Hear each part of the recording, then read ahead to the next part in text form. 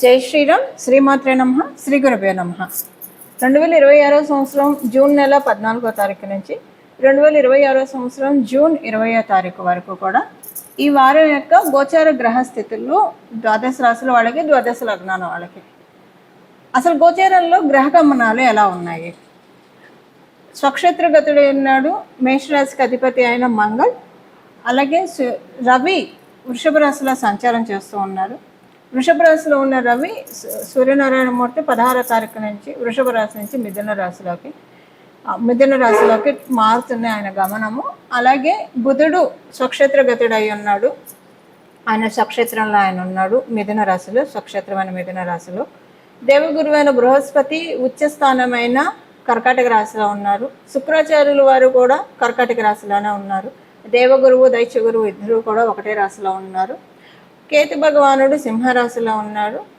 కుంభరాశిలో రాహు భగవానుడు ఉన్నాడు. శని మహారాజు మీనరాశిలో, ఆఖరిదైన మీనరాశిలో ఉన్నారు. తొందరగా ద్వాదశ రాశుల్ని అతివేగంగా చుట్టూ వచ్చే చంద్ర భగవానుడు ఈ వారము మిథున రాశి నుంచి సింహరాశి వరకు ఆయన సంచారం ఉంటుంది. ఈ గోచార గ్రహగతులను అనుసరించి ద్వాదశ రాశుల వాళ్ళకి, ద్వాదశ లగ్నాల వాళ్ళకి ఎలాంటి ఫలితాలు ఉంటాయి? అసలు ఈ వారము ఈ ఫలితాన్ని చూడడానికి ముందుగా ఈ వారం యొక్క గోచారంలో కొన్ని విశేషాంశాలు ఉన్నాయి. రెండు గ్రహాలు స్వక్షేత్రంలో ఉన్నాయి.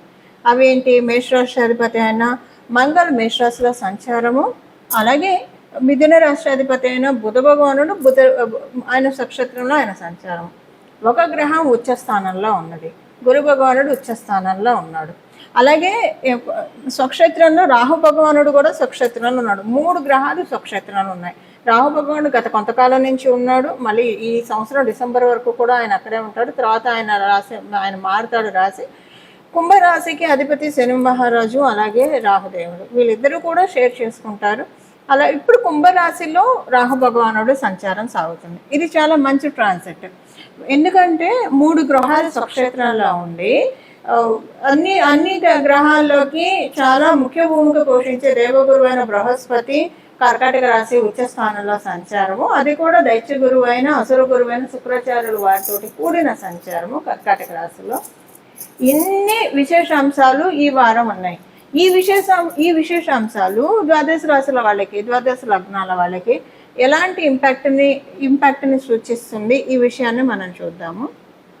చాలా మంచిది ఇది.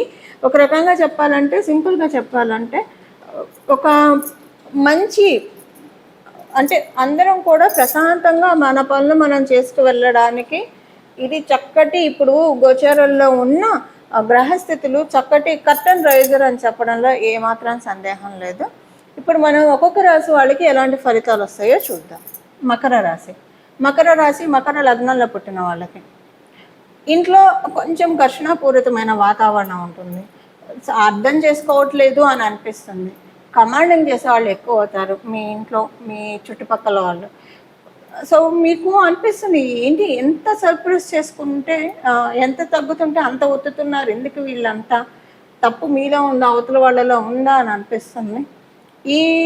ఇక్కడి నుంచి ఒక 3 నెలలు స్వగృహ ప్రయత్నాలకి అనుకూలంగా లేదు. మీరు ఏదైనా ప్రాపర్టీ అమ్మాలని అనుకుంటే అనుకూలంగా ఉంది. ఒకటి గుడ్ థింగ్ ఏంటంటే ఈ వారం మీకు అంటే ఈ వారం జరిగే ఒక విషయము 3 నెలల తర్వాత మీకు దానివల్ల ఒక ప్లస్ కూడా జరుగుతుంది. అది ఏదైనా కావచ్చు. ఈ వారం జరుగుతున్న ఒక ఆడ్ థింగ్ జరుగుతుంది. ఈ ఆడ్ థింగే మీకు 3 మంత్స్ తర్వాత అది ప్లస్గా కన్వర్ట్ అవ్వబోతూ ఉంది. సో ఇప్పుడు జరిగే ఆడ్ థింగ్ మంచిగా అని గ్రహించాలి. ఆర్థికంగా బాగుంటుంది, ఇబ్బంది ఏముండదు. అలాగే కొంచెం మీకు అనిపిస్తుంది ఏంటంటే ఈ వారం మీకు బెటర్ ఎవరితో మాట్లాడకుండా ఉంటే హాయిగా ఉంటుంది, ప్రశాంతంగా. ఒక్కొక్కసారి అనిపిస్తుంది మన కంపెనీనే మనకి ప్రశాంతత ఇస్తుందేమో అన్నట్టు. అది ఈ వారం మీకు అనిపిస్తుంది. ఎవరితో ఎక్కువ మాట్లాడరు, మీతోటే మీరు ఉంటారు. సో ఇది మీకు అంటే ఈ వారం మీకు మిక్స్డ్గా ఉంది. పూర్తిగా అనుకూలంగా లేదు, అలాగని ప్రతికూలంగా కూడా లేదు, మిక్స్డ్గా ఉంది. సో మీ ప్రయత్నాలు మీరు చేయండి. మీ ప్రయత్నాలు వృత్తి వ్యాపారాల్లో ఆటంకాలు అయితే ఏం లేవు. మీరు ప్రయత్నం చేస్తే సక్సెస్గా ఉండే విధంగానే ఉంది. ఇవి ఈ వారం యొక్క గోచార గ్రహస్థితుల ఫలితాలు మకర రాశి మకర లగ్నంలో పుట్టిన వాళ్ళకి. ఇవి ఈ వారం యొక్క గోచార గ్రహస్థితుల ఫలితాలు మీ రాశిలో ఉన్న వాళ్ళకి. ఇప్పుడు మనము పరిహారం ఏం చేసుకోవాలో చూద్దాం. 3 గ్రహాలు స్వక్షేత్రంలో ఉన్నాయి, ఒక గ్రహం ఉచ్చ రాశిలో ఉన్నది. అది కూడా ఉచ్చ రాశిలో ఉన్న గ్రహము తన స్వరాశి అయిన మీనరాశిని వీక్షిస్తూ ఉంది. అంటే గురు భగవానుడు నవమ దృష్టితోటి మీనరాశిని చూస్తున్నాడు. అంటే శని మహారాజును కూడా చూస్తున్నాడు. మీనరాశిలో ఉన్న మీనరాశిలో ఉన్న శని మహారాజును కూడా ఆయన వీక్షిస్తూ ఉన్నాడు. ఇప్పుడు ఈ వారంలో ఉన్న గోచారము అత్యద్భుతంగా ఉంది. దానికి ముఖ్య కారణం గురు భగవానుడు ఉచ్చ రాశిలో ఉండడం. కర్కాటక రాశి ఆయన వచ్చేస్తాను, అది అన్నిటికంటే ఎక్కువ హై రోల్ ప్లే చేస్తుంది. అలాగే రాహు భగవానుడు కూడా ఆయన స్వక్షేత్రంలో ఉండడము, ఇది చాలా హై రోల్ ప్లే చేస్తుంది. అందులో ఆయన శని మహారాజుని చూడడం, నవమ దృష్టితో శని మహారాజుని చూడడం, ఇది చాలా మంచి క్యాలిక్యులేటివ్ పీరియడ్. అందరికీ కూడా క్యాలిక్యులేటివ్ పీరియడ్ మంచి ప్రొడక్టివ్ విషయాలకి చాలా బాగుంటుంది. చాలా మంచి పీరియడ్. ఈ సమయం మనందరికీ కూడా మంచి ఫలితాలను అందించడానికి గోచారం అంటే ప్రకృతి మాత రెడీగా ఉంది. అంటే ఇప్పుడు వడ్డించడం వరకే అమ్మైనా మనకు చేస్తుంది, కలుపుకొని మనమే తినాలి, లేదా నోట్లో పెడుతున్నాం, నమిలి తినే బాధ్యత మనదే కదా. అలాగా గోచారము మనకు అవకాశాన్ని ఇస్తుంది. ఆ గోచారం ఇచ్చే అవకాశాలు అంటే విస్తరలో వడ్డించిన ఆహార పదార్థాలు అని అనుకుంటే వాటిని కలుపుకొని తినడం మన కర్తవ్యం. అప్పుడే మనం ఆ ఫుడ్ని ఎంజాయ్ చేయగలుగుతాం. దాని ద్వారా వచ్చే శక్తిని, న్యూట్రిషన్ వాల్యూస్ని మనం మన బాడీలో రిటైన్ చేయగలుగుతాం. అలా ఇప్పుడు గోచారంలో అమ్మవారు అన్ని ప్రకృతి మాత అన్నీ వడ్డించి పెట్టింది. దీన్ని మనం ఎలా తీసుకోవాలి, దానికే పరిహారం చేసుకోవాలి. ఎందుకు పరిహారము? మీ జన్మజాతకం బలంగా ఉంటే కొంత మీకు వచ్చేస్తుంది. మీరు తీసుకున్న అంటే కలిపి నోట్లో పెడితేనే నావలి మింగడం వరకే. ఓకే, అంటే ఎగ్జాంపుల్కి ఇలా చెప్తే అర్థమవుతున్నా అని చెప్తాను. అలా లేకపోతే మీరు వెళ్ళి తినాలి. అంటే మీ అమ్మగారు వండి పెట్టారు, మీరు వేరే ప్లేస్లో ఉన్నారు, మీరు అక్కడ దాకా వెళ్ళి తినాలి, అప్పుడు వడ్డిస్తుండి తినాలి. అదేంటంటే దానికి ఏం చేయాలి, ఆ జర్నీ ఏదైతే ఉందో అదే పరిహారము. లేదా కలుపుకొని నవలి చక్కగా మింగడం ఏదైతే ఉందో అదే పరిహారము. ఏం పరిహారం చేసుకోవాలి ఈ వారం?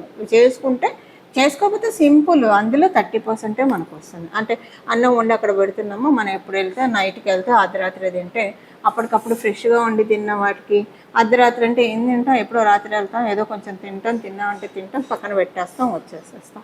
పూర్తిగా తీసుకోలేరు, అంతే. పరిహారం చేసుకోకపోయినా వచ్చేది వస్తుంది. కథ మొత్తం తీసుకుంటారా, కొంచెం తీసుకుంటారా, అది మీ చాయిస్. దానికి చెప్పడం నా ధర్మం కాబట్టి నేను చెప్తున్నాను. దానికి ఏం పరిహారం చేసుకోవాలో ఇప్పుడు మనం చూద్దాం. కేంద్ర స్థానం బలంగా ఉంది. దానికి కారణం ఏంటంటే దేవగురువు అయిన బృహస్పతి చతుర్థ స్థానంలో సంచారం చేయడము. అంటే 4, 7, 10 ఇవి కేంద్ర స్థానాలు. 1 కూడా వస్తుంది. 1 కేంద్ర స్థానం, కోణస్థానం 2 అవుతాయి. కేంద్ర స్థానం చాలా బలంగా ఉండడం వల్ల కేంద్రాలు విష్ణు స్థానాలు. విష్ణుమూర్తి యొక్క ఆరాధన, మీరు ఏ ఫామ్లో అయినా విష్ణుమూర్తిని ఆరాధించండి.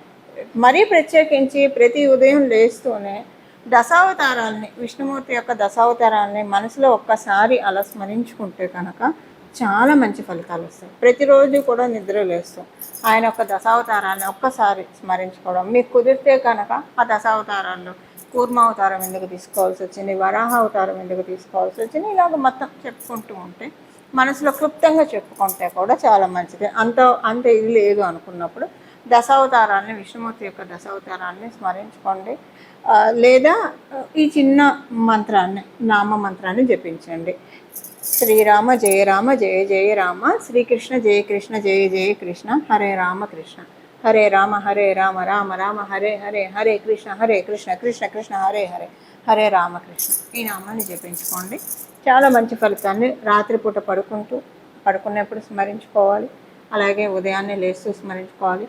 మీకు ఎప్పుడు వీలు దొరికితే అప్పుడు మనసులో ఈ నామాన్ని ఇప్పుడు నేను చెప్పిన ఈ నామరాజాన్ని జపించుకోవడం, లేదా మీ ఇష్టదేవి దేవతలనైనా స్మరించుకోవచ్చు.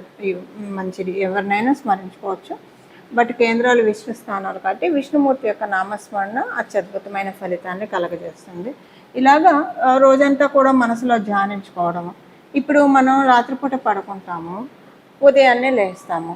ఫిజికల్గా మనం లేస్తాము, మన బాడీ లేస్తుంది, కానీ మన ఆత్మ లేస్తుందా? మన ఆత్మ లేస్తే, ఆత్మ చైతన్యం ఎప్పుడైతే కలుగుతుందో మన జీవితం సుగమం అవుతుంది. మనం చేపట్టే ప్రతి పని విజయవంతం అవుతుంది. అలాగే మనము ఏ పని చేస్తే మనం టువర్డ్స్ మోక్షానికి అటైన్ అవ్వగలుగుతామో అలాంటి పనులే మనం చేస్తాము. అంటే చాలామందికి ఉపయోగపడే పనులు చేస్తాము, మన వల్ల కొంతమందికి ఉపయోగపడే పనులు చేస్తాము. లేకపోతే ఇబ్బంది అయితే అవతల వాళ్ళని పెట్టకుండా మన పనులు మనం చేసుకొని వెళ్తాము. అలా మనం కర్మ బంధనంలోకి చిక్కుకోకుండా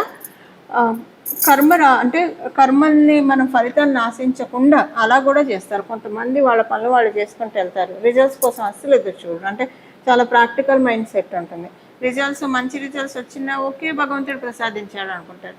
ఒకవేళ చెడు రిజల్ట్స్ వచ్చాయా, ఇది కూడా ఈశ్వరానుగ్రహమే లేదా విష్ణు అనుగ్రహమే, దీంతో నాకు ఎంతో ఇవ్వాల్సింది కర్మభారాన్ని దీంతో తీసేస్తాడు అన్న ఒక యాటిట్యూడ్ తోటి వాళ్ళు వెళ్ళిపోతూ ఉంటారు. సో అది కూడా కర్మరాహిత్యాన్ని సూచిస్తుంది.